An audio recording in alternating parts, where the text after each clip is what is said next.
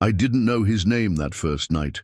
I only knew the sound of a breath that had learned to ration itself, the way a man rations water on bad years.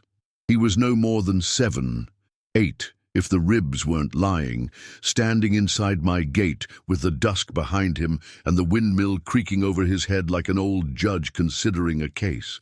He didn't knock. He just set one hand on the post, blinked the grit out of his eyes, and looked from the windmill's tank to my face and back again, as if asking permission from both. I was alone that summer the way a field is alone after the reapers pass, stubble, quiet, and memory. The cabin sat where the short grass breaks into red dirt, a day's ride from the Canadian and 2 from any town worth naming. Cattle and company had thinned since the last winter roared through.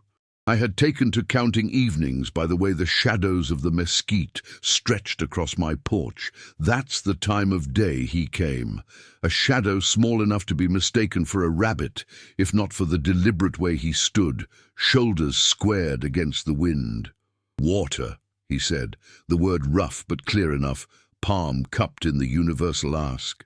Then he didn't move, like he knew moving forward before I answered would cost him. I couldn't tell his people at first glance. It was years of different tongues, and the way words wear on themselves out here. He had a strip of beaded leather at his wrist, with tiny triangles in earth colors, and his hair was cut square over the brow, braided in 2 thin ropes that ended with a single hawk feather lashed in carefully. His lips were split white at the edges. Dust had penciled itself into the fine lines at the corners of his eyes. He had walked long. That much a man knows without asking. "Come," I said, and the word felt heavier than usual, as if it cost something to lift. I took the tin dipper and held it out. He didn't lunge. He took it the way I take a letter, with thanks and suspicion knotted together. He drank like he'd learned to keep the throat quiet, no gulping, no brag. When he finished, he handed the dipper back and looked past me toward the door. The windmill clacked behind us like an old clock. Inside the cabin, the stew waited because stew was what I made when the day didn't give me a reason to make anything else.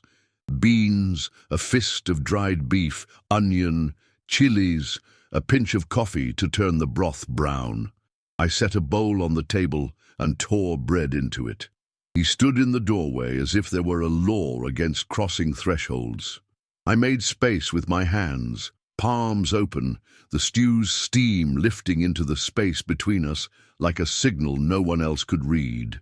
He sat, but didn't touch the spoon until I did, a lesson learned somewhere that watching another man eat first might save your skin. He ate like a careful man. Peace, pause, peace, pause, as if the stomach had rules now. After a while he looked up at me with the kind of measuring you can't learn from a parent. It's taught by seasons. He said something I didn't understand, soft consonants, a long breath at the end like a prayer that knows it's being overheard. Then he lifted his hand and drew a shape in the air, a loop, a second loop, a line, the trail west of my place where a wash cuts down toward the cottonwoods. "You lost?" I asked. He turned his palm up and closed it, a sign I had seen among vaqueros to mean gone or no more. He pointed to his chest, then out past the door. Then he pressed 2 fingers to the floor and slid them toward the door, walked away. Lost or taken, it amounted to the same here. "Name?" I asked, touching my own chest. He understood the question. He said something that started low and rose like a hawk catching a thermal, 2 syllables, maybe 3. He tried again, slower. The last sound clicked behind the teeth. I won't write what I thought I heard, because accuracy matters more than romance, and I had no interpreter, no dictionary. All I had was his eyes and the way they softened when he said it. I repeated a piece of it and looked for a nod. He nodded once. That was enough to give me permission to try it again later without making a fool of myself. He finished the stew and watched me rinse the bowl. He didn't ask for more. He took the piece of bread I pushed across the table and tucked it inside his shirt like something to sleep with. When I pointed to the bedstead, he shook his head and set himself down on the mat by the hearth, back against the wall. He watched the fire like it was a living thing he didn't trust. I let him. Trust is a transaction our country never learned to do at market price. It is always costlier than you think. I set my rifle in the pegs high on the wall, breech open. I did that as much for myself as for him. Men say many things about virtue and prudence. I say a man ought to put his rifle high when a child is sleeping. The wind picked up after midnight, thumbing the shingles, worrying the door latch, making the cottonwoods talk to each other in low voices. Sometime near dawn, coyotes tuned themselves at the far end of the pasture. The boy sat up at the first high note, alert without panic, then laid back down when the second chorus proved far away. He had been taught to listen and to separate fear from caution. That's a skill more men should have. I slept between those songs the way a man does who has put something tender inside his house, lightly and ready. At first light I stepped outside to piss and to look at the sky. It was the color of tin, unsettled. I heard it before I saw it, the steady, low thunder not of weather but of hooves drumming a long way off, the kind that makes the hairs wake on your forearms, everyone listening to its own memory. I turned south toward the far rim. Dust was rising in a sheet, not in plumes. That meant many horses, running in measure, not scattered. I walked to the corner of the cabin where the barrel gave me height. The boy was already at the doorway, face flat, eyes narrow, bread still tucked in his shirt. He didn't look surprised. He looked like a man hearing his name called from the next room. I shaded my eyes. The dust bank opened and closed in its own breath. Riders, yes, dozens, then more, their line lengthening as they crested the low swells and shortened as they dipped. From distance, they were a seam moving across cloth, not yet individuals. The boy stepped out onto the porch and stood straight, as if to make himself as tall as his shadow allowed. He touched his wrist where the beaded leather hung, and then his chest again, tapping once. His name, then pointed toward the dust. The meaning didn't need words. I've seen mornings give up their quiet like a coin at a toll. This one did. The riders didn't gallop past like a raid lusting for speed. They came up and out and around slow, not a circle jerked tight but a great ring that set itself at a respectful distance around the cabin. 200 yards out, then a little closer. Then they settled. Not a war whoop, not a shot. Just the weight of presence, the kind that says, we are here because something that matters is inside that square of logs. There were men, yes, but women too, and a litter or two with old ones laid where the sun fell right. The boy took one step forward and then stopped as if he had hit a wall no one else could see. I understood the wall, whatever rules he had been taught about who moves first and how. A single rider came forward, a man with hair to his shoulders and a white cloth tied to a lance that was planted upright in his hand, not couched for anything but conversation. He stopped 50 paces away and waited. There is a grammar to this, even a fool can sense it. I have always tried to be less than a fool. I stepped off the porch with my hands away from my belt. The boy moved beside me until he was exactly half a pace ahead, then checked himself and dropped half a pace back, a measure learned in lines of travel where each body shields another. He pointed, small motion, a half-inch of finger, at the lance. His eyes had changed. There are words for that change, but the truest is simple. He had hope and fear at the same time, and the two had decided to share the same chair. "Morning," I said, because I've never had much else to throw at the new day. The man with the lance spoke, and the words rolled and clicked in his mouth in patterns my ear couldn't hold. He said them again, slower. He pointed to the boy without pointing, the way a man does who knows gestures can be mistaken for insults. He opened his palm and lifted it, the sign that in any language means we are asking, not taking. Everything in me wanted to send the boy running toward them and step back. Everything in me wanted to ask questions that weren't mine to ask. Everything in me wanted to say, go, and be done with the weight of being the one who kept a child that wasn't mine overnight, when the country is a map of men saying what is and isn't theirs. I did the smallest thing. I put the boy's bread in his hand and touched my own chest and said my name. He looked at me like a man looks at water that might have a snake in it, and then said his name again, clear and careful. And then, in case I was dense, he pointed to the riders and spoke a word that could only mean home. At that exact moment, the second thunder rolled, the kind made by iron-rimmed wheels, and men who don't understand circles they didn't draw. From the north, a string of ranch boys and 2 wagons came up fast, dust-hungry, rifles in hand the way boredom makes fools bold.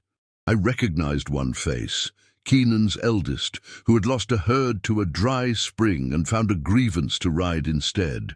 They saw the ring, and they saw me in the open, and I saw their faces set into the shape men's faces take when they believe the world will applaud their worst ideas.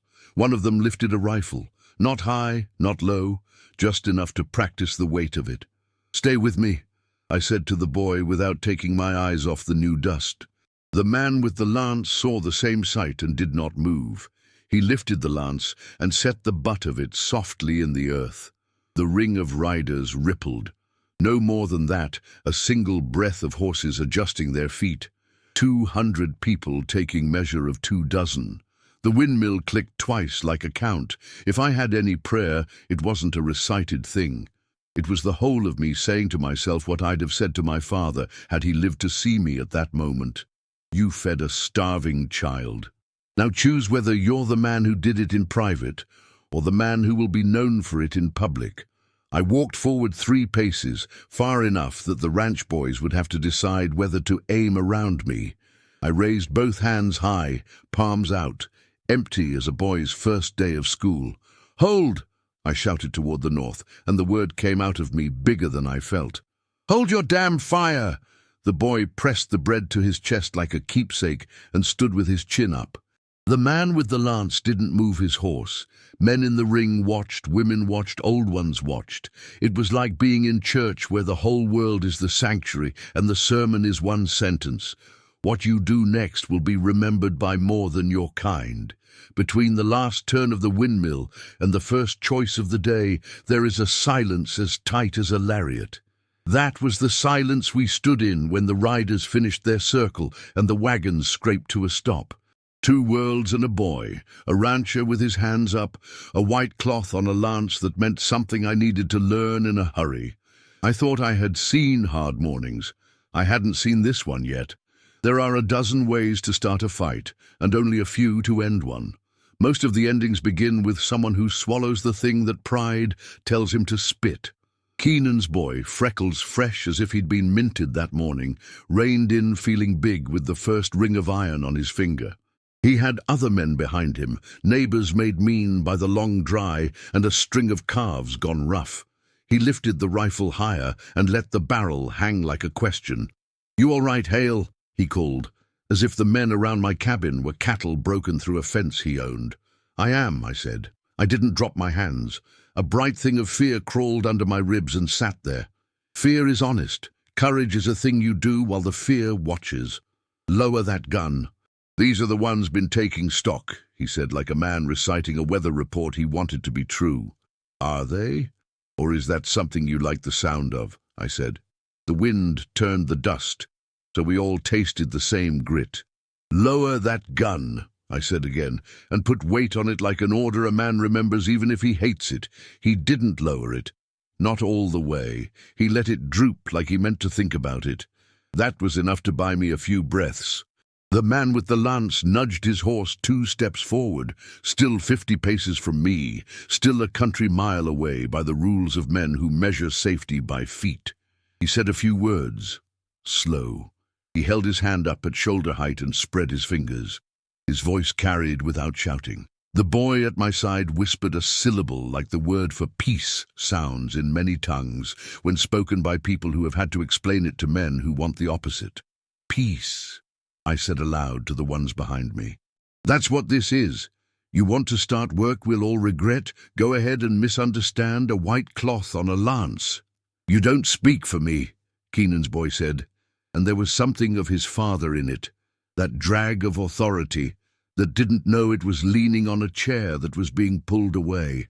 "I speak for my land," I said, And for the ground under your horse while we settle a matter that's mine to settle because it happened here." I pointed to my feet. "A child came to my door. He's their child. He ate my food. He slept under my roof. No one harmed anyone. If you have a quarrel with that, have it with me." He fidgeted in the saddle, as if the leather was a trick seat. "Men like him want an enemy they can name before breakfast. Today, he had to work with a fact instead. A boy with bread pressed to his chest, and a ring of riders not spoiling for kill. The others drifted their horses, waiting to see which way the tall weed would bend. From the ring, a woman rode out. She was not young. Her hair was braided with grey, running through it like silver wire, and behind her on a travois, a thin old man lay watching the light with half-shut eyes. She carried nothing in her hands but the reins, and something about the set of her mouth made me want to bow. She spoke, a string of syllables that shook a name loose from the boy beside me, not the one he'd taught me, but a smaller one, a cradle name. When he heard it, he made a sound between a sob and a laugh, and he took half a step, remembered the wall, and stopped. The woman lifted a wooden spoon from a pouch at her saddle and held it out. It was smooth from use, color of walnut, carved with small triangles like the ones on the boy's wrist. It looked like no treaty ever signed in ink, but I knew a contract when I saw one. She looked at me as if to say, "We fed him first. He will not starve again." I nodded and took the spoon. It was warm from the leather. I held it up so the ranch boys could see. "Look here," I said, as if I were talking to calves that had to be taught not to break a fence. "This is not a raid. This is a retrieval. They tracked a boy to my place. He came to me hungry. I did the small thing any man claims he would do in church if the preacher set it out nice in a story. Now they've come for him with enough bodies to make sure no fool breaks the news with a bullet. 200 is a lot of retrieval," a man on the left muttered, "the kind whose courage is the kind that lives only in a group. 200 is what you bring when fear rides before you in a county that has taught you not to trust it," I said, and I could feel my father's own voice in my throat, a thing he would have said had he seen this, if the fever of the year he died had not taken him. "These are families. Look with both eyes." Some did. The edges of a lie are hard to hold when the facts are sitting their horses in the sun with their children behind them. The boy tugged at my sleeve, small and firm. He touched his chest, then the woman's, then mine, then returned his hand to his chest and held it there as if steadying his own heart.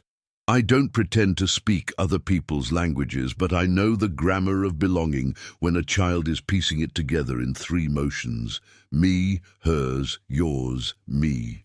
He looked up at me like he expected me to have a rule for this. I spoke to the ring because speeches should be given to those who need to hear them, and because I wanted the words inside the circle as much as outside it. I set the spoon on my open palm and lifted my hand high. "He ate under my roof," I said, tapping my chest. "He is of your people," I said, pointing, not with a jab, but with an open hand that knows the difference between marking and jabbing. "I will put him in your hands. But hear me also. This county is tuned like a bad fiddle. If you leave as a storm, there will be thunder. Leave as you came, measured, and I will ride to the fort and the town and say what I saw." The older woman inclined her head once, neither grateful nor ungrateful, simply precise. The man with the lance slid the white cloth down and tied it to the spoon with a knot that even I could see had ceremony in it. He rode forward the last of the distance, and if the world had more sense, we would teach every boy to note the way a man moves his horse when he does not wish to frighten a child. He stopped within an arm's reach. I handed him the spoon with the cloth. He touched the boy's wrist, not a claim, just a check to see if the beaded band still fit the same bone. The boy let out a breath that had been stuck in him all night. Keenan's boy twitched like a man waking from a dream he didn't want to lose. "What about the stock?" he asked, as if he had to pay for this morning with an argument. "Count your calves with your eyes, not your stories," I said. "If you find proof these folks took one, take it up proper with the man whose brand it is. If you find none, eat your supper with your family tonight, and thank God you weren't born with less sense."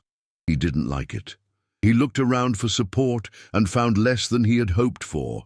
The silence of a group can be good or bad. That morning it was good, because it was full of men learning that doing nothing is sometimes the exact right weight to set on a scale. The woman slid down from her horse. She stood on ground with her knees bent, the way someone does who lives closer to the earth than I do. She reached for the boy, and then checked herself, asking with her eyes instead of her hands. He went to her, and she held him, not as if he had returned from war with a story he had to tell, but as if he had camped just beyond the fire where she couldn't see him, and now the seeing was back where it belonged. She spoke his name again, the Cradle One, and the other one I had tried to learn, and then a string of words in which I caught my name once, slightly crooked, turned over carefully and offered back without arrogance. She looked at me and placed her palm on her own chest, and said a word that I understood without knowing its dictionary. Gratitude, not the covered dish kind, the pulled from the ribs kind. I nodded, and because words fail where chores succeed, I did what I know. I went inside and came back with the pot of stew and a stack of tin bowls, and set them on the ground halfway between my door and the white cloth on the spoon. I dipped a bowl and handed it to the woman first. She took it the way you take a sacrament you didn't know you believed in. The old man on the trottoir smiled with one corner of his mouth, as if to say, finally, someone understands spoons better than lances. A ripple went around the ring like wind through wheat. Not triumph, not relief exactly, something older. Recognition, maybe, that a man with a wooden spoon and a pot can be a better treaty than most papers. Behind me, the ranch hands watched, and one by one set their rifles down across their saddles. One, Elmore's quiet second boy, dismounted without fuss and led his horse to my trough. He had the sense to ask the world for the small piece it was already offering. When the bowls were emptied and the spoon was cleaned and tied back to the saddle, the man with the lance drew a circle in the dust with the butt of it, a gesture that in another context might have been a warning. Here you could feel the meaning turn like a coin. The circle that had looked like a pen looked like a protection now, the way families hold themselves around a sleeping child. Before they turned to go, the older woman took from her pouch a narrow strip of buckskin with beadwork in colors I have no name for, earth and water and a thin line of sky. She fastened it around my wrist with fingers that worked as surely as any seamstress I've known.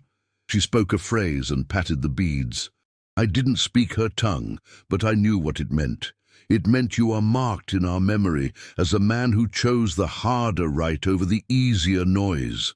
They broke the ring not like an army departing, but like a river returning to its channels. 200 riders went from circle to lines, to pairs, to families. The dust climbed and settled. The white cloth lifted once in the morning light, and then became part of the day's ordinary brightness. The boy, no, the child whose name I would never write here for fear of using it without permission, looked back exactly once. He lifted the bread I had given him as if to show it to me, not to ask for more, just to say, I have it. Then he tucked it back to his chest and faced forward.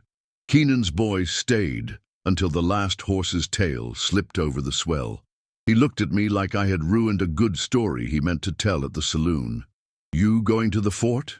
He asked. I am, I said. And to town. I'll say what I saw. You can say what you like and the county will measure us both.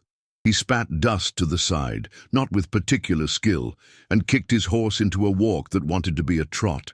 The rest followed him, or wandered off to consider their other chores. None of them looked smaller to me for having come. Men are taught to arrive armed. They must be taught, one morning at a time, how to depart unashamed. The yard was empty but for the tracks, hooves, my boots, the small marks his feet left by my door. I knelt and smoothed those with my hand, not to erase them but to learn their size with my palm. The windmill took a slow drink and sighed. Inside, the cabin smelled like stew and smoke, and something I'd been missing without realizing it. Company maybe, or purpose, the thing that gets left when fear makes a meal of you and you forget to keep back the salt. That afternoon, I saddled my mare and rode to the fort and to town. I said the plain words to men who prefer theirs fancy. I told them a child had come to me hungry and left full. I told them 200 riders had held my house in their regard without malice. I told them a woman had handed me a wooden spoon, like a paper with a seal on it. I told them that if they wanted to sleep well in their beds, they should learn the grammar of that white cloth and that circle. Some believed me, some said they did. Some preferred to hold on to angers that make a man feel important when his work has given him a smaller life than he had hoped. That, too, is a county story. Weeks later, when I was mending harness by the door, a boy from the fort brought a bundle. Inside was a small blanket, tight woven, with a pattern of steps worked in dark and light. On top of it lay the wooden spoon, its bowl oiled and its handle newly polished. And tied to it was a thong with 2 beads, one the dull red of our dirt, one the blue of our winter sky. No note. They don't write their thanks the way we do. They put it in things that last longer than paper. I hung the spoon by the stove where it catches the morning light and throws a small oval of brightness on the far wall. Some days I miss it, and the day is just a day. Some days I catch it and the oval looks like a door, and through that door I can see a ring of riders settling themselves calm as a prayer, and a boy with bread at his chest, and a woman with grey in her braids tying a band on the wrist of a man who is still trying to deserve it.